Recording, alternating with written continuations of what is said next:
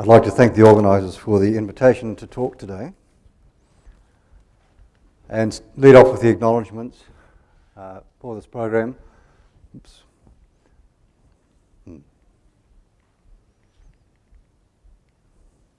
Just bear with me while I get to figure out how to use this thing. Firstly, Sue McCord for performing the primary trial on which this was run on the back of, and supporting with the funding application and assistance in writing that. Agmart and MBIE for the funding. Kingsmead Cheese for making the news available. 2 students, Anna McWellborn and Valentin Caders, for helping on the day with the scanning records. And David Stevens for supporting this presentation. So, measuring milk production. So animal selection based on milk production is a primary selection method. However, this is not practical without inline meters or herd tests. Ultrasound is a relatively rapid, cheap, and non-invasive measurement tool with the potential for allowing selection of high-performing dairy ewes in context where the recording is minimal. The big advantage of ultrasound is it can show the size of the cistern or storage area in the udder and also the milk left in the cistern after milking. And work from Gerardo Caja's lab in 2008 on a relatively small study looking at 10 Manchega and 10 or 11 Lacoon sheep at about 90 days of lactation came up with 2 points.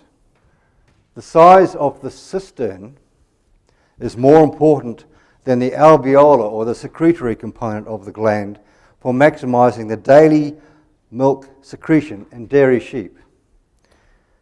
And the second point of interest was that to accurately measure the natural cistern size, a milk-down inhibitor was needed for one of the breeds, the Lacoons, but not in the Manchega breeds. We didn't know what the situation was with the New Zealand East Frisian dairy sheep before the study began. So our aim is to identify animals that can store greater amounts of milk in the cistern and so may have greater yields and a better tolerance for extended milking intervals. So the study. We looked at 78 milking yields at 6 months of lactation once. We got the milk production from milk meters that had only just been installed, so hence we were at the end of the lactation. That's when we could do this part of the study.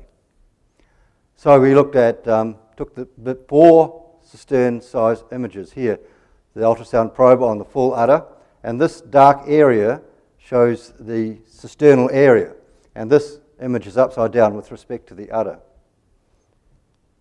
So we took the same measurements after milking, looking for the residual milk in the cistern. You can see the udder is clearly empty here, or it looks. But when you look at the ultrasound, you can see there's a little bit of this dark area left. So there's still some milk left in the udder. So from the images that were gathered through all of the study, I designed or put together some score sheets, and here we can see small cisterns working through to large cisterns down here. And on this other panel shows this similar thing after milking, but the scale is different between the two. So our first result was very pleasing.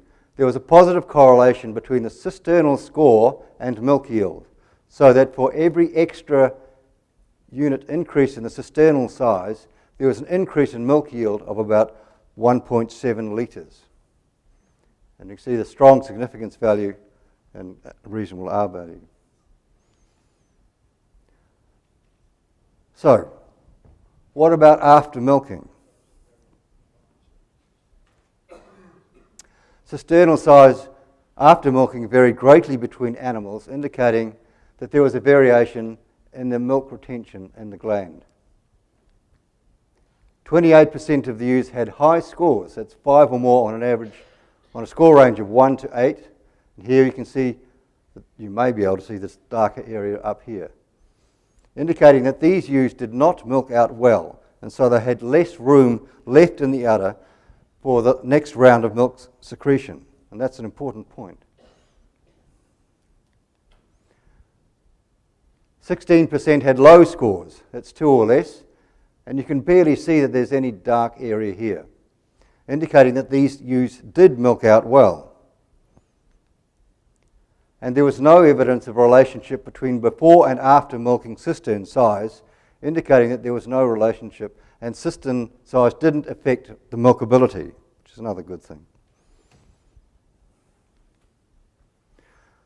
So, now using ultrasound, we have the ability to select animals based on the cisternal size. So we'd couple large cisterns before milking and small cisterns after milking. And so with a score sheet like this in hand, scores could be made on the spot, requiring a minute or so per scan, and would be better when these were done earlier in the season where yields are good to inform the farmer about his management decisions. So, to conclude, ultrasonography could be used as a tool to select high-performance dairy ewes.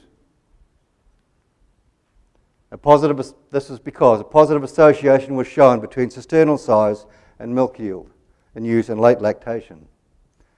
More studies at other stages of lactation are needed. And we were lucky here that we didn't need to use a milk letdown inhibitor. And this may have been because the study was done in late lactation. We could identify ewes with high and low amounts of milk remaining in the udder after milking. And so we could use this information as factors in selection decisions. Those ewes with large cisterns, high milk yields, and low after milking cistern scores are likely to be better milkers over the season.